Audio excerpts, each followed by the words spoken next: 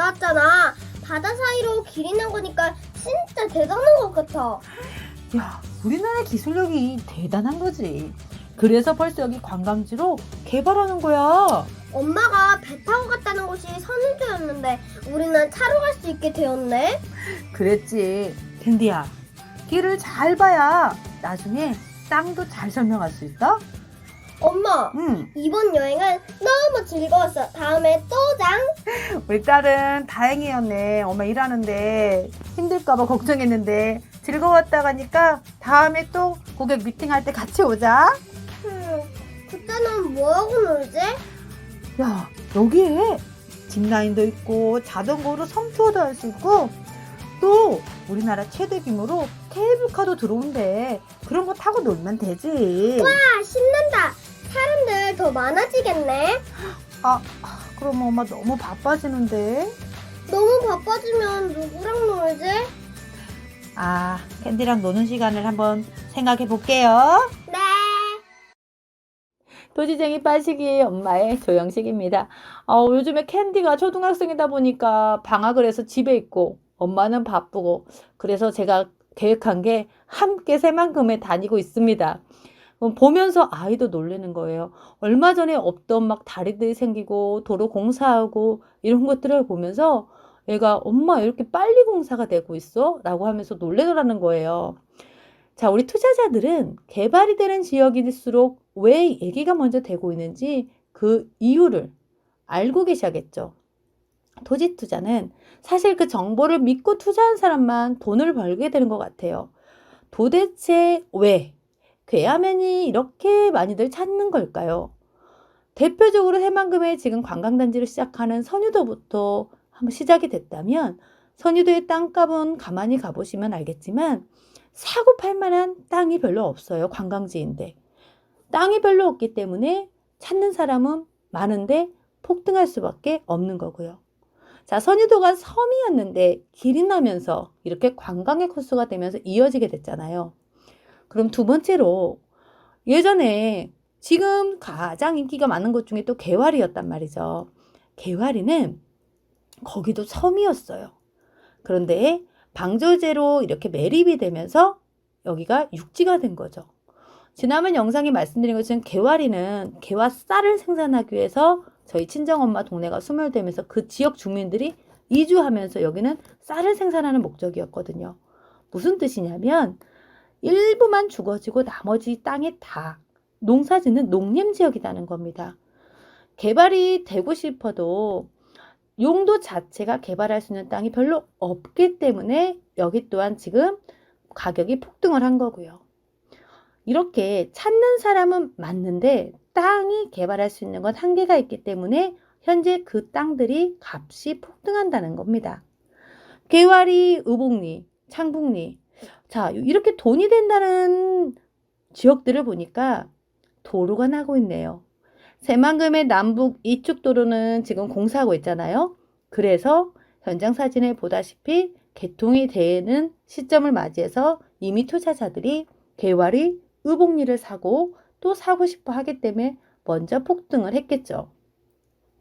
토지 투자는 간단합니다, 여러분. 폭등이 되고 싶은 땅을 사고 싶어요? 수요와 공급의 법칙만 알면 된다는 겁니다. 찾는 자는 계속 늘어나는데 땅이 한계가 있다. 왜? 그런 귀한 땅은 정해져 있다고 했잖아요. 그러니까 폭등하는 거죠. 필요한 사람은 살 수밖에 없는 겁니다. 자, 선유도에 가까운 곳에 가봤는데 여기 땅 사둘 걸 후회하신 분 많단 말이죠. 예전에 국책사업으로서 진행되는 것도 다 마찬가지예요. 제주도에 땅 뭐 100배 올랐다 할 때 여기 투자하기만 그냥 들어가서 투자만 했으면 하는 또 그런 사람도 많았거든요. 이젠요, 내가 국책사업으로서 투자를 할 곳에 도시지역이 확대될 만한 사이즈의 정말 저평가된 곳이 돈이 될 수 있는 곳을 찾아내는 게 우리의 숙제입니다. 새만금이 어떻게 진행이 되고 있는지 그래서 제가 간단하게 자료를 한번 준비해 봤습니다. 여러분들하고 드리고 싶은 이번 시간은 길이 나야 그로 인하여 가격이 땅값은 폭등한다라거든요. 새만금은 그런데 그런 진행 어떤 상황이 되고 어떻게 진행이 되는지를 여러분들이 다시 한번 보셔야 거기에 대해서 투자처를 정하실 수가 있습니다. 1단계가 어디서부터 시작이 됐고 2단계가 어떤 단계고 자 그러면 3단계 마지막 단계가 여러분들이 투자처를 선택하는 데 있어서 굉장히 중요하다는 겁니다. 그래서 제가 마지막으로 이 내용을 준비한 건 국책사업으로 새만금은 지금 최대 규모로 자금이 21조가량 나오고 올해 또 토지 보상금이 또 최대 풀린다고 합니다. 나라에서 토지를 투자할 수 있는 길을 열어주고 있는 상황이라는 거죠. 말리는 정책에 들어가지 말고 풀어주고 있는 정책에 내가 숟가락 얹어서 여기에서 밥을 떠먹자는 게 제가 지금 새만금을 추천하는 이유고요. 자, 문재인 정부가 처음에 100대 국정과제를 새만금을 얘기를 했는데 진행이 될까? 됐습니다. 새만금의 특별법이 2018년도 2월에 이제 통과가 됐죠.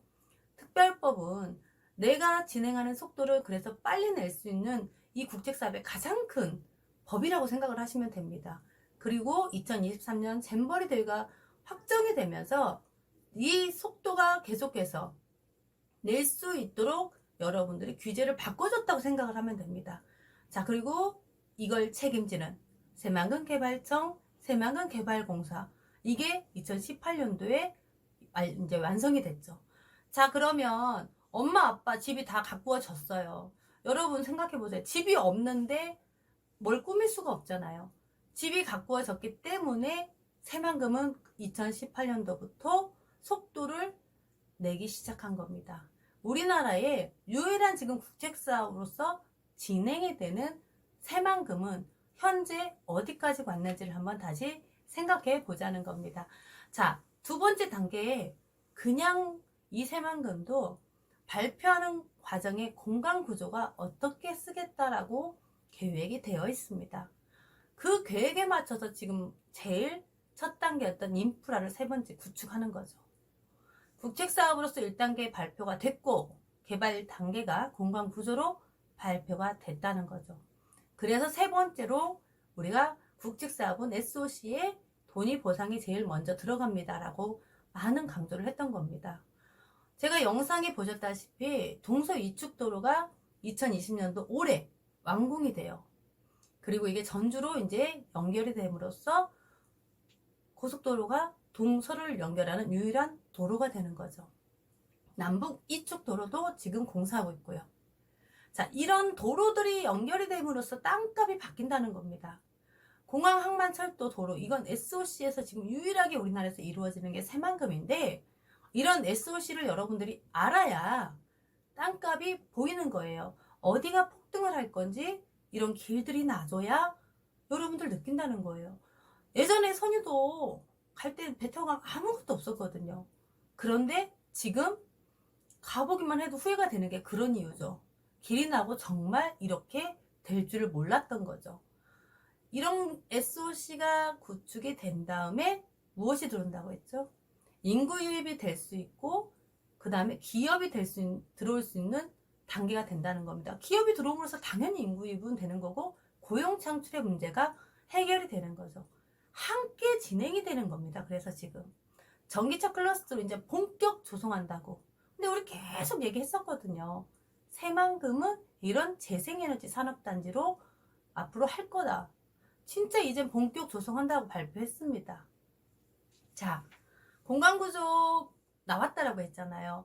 새만금은요. 이렇게 지금 보시면 처음에 관광 내조용지로 하겠다. 그래서 공운산 군도에 케이블카 설치하고 여기에 또 연결되는 레저로 연결할 수 있도록 리조트라든지 이런 사업들, 호텔 진행한다라는 게 이미 나왔다고요. 국제협력 용지로 진행되는 스마트 수변도시 들어가고 농생명 용지 들어가고 이게 6대 용지가 정해져 있었다고 말씀드리는 겁니다. 그러면서 이렇게 새만금에 공간을 짤 때 어디는 농생명 용지, 여기는 산업 몰리는 곳, 여기는 관광이네요. 이렇게 몰리는 게 정해져 있다. 공간이 정해졌다라는 게 여러분들이 찾으셔야 되는 이번에 이제 땅을 찾아가는데 과제라는 거죠. 자, 그래서 새만금, 신시도, 야미도 이런 조감도까지 다 발표가 된 거고, 그 다음에 스마트 수변도시도 올해 착공이 들어간다는 겁니다. 2020년도가 굉장히 여러분들한테 중요합니다. 왜? 이런 착공 들어가는 거, 개통까지 되는 도로들을 보면 설레야 되는 거죠. 땅값이 오르겠는데? 말씀드렸잖아요. 2020년도에 남북 이제 3축이 또 발표가 됨으로써 그래서 땅이 개화리, 의복리, 창곡리 이렇게 순서대로 상승할 곳이 정해진다는 겁니다.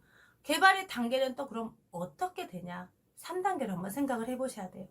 2020년도 5차 국토종합계획을 발표를 했고, 그 다음에 2020년 지금 부안도시계획을 제가 그래서 보여드린 겁니다. 이제 2030년까지 할 수 있는 또 군산, 부안, 김제 다 계획도를 발표할 겁니다. 이렇게 진행되는 부분은 개인이 하는 게 아니기 때문에 계획에 맞춰서 한다는 걸 알려드리고 싶은 겁니다.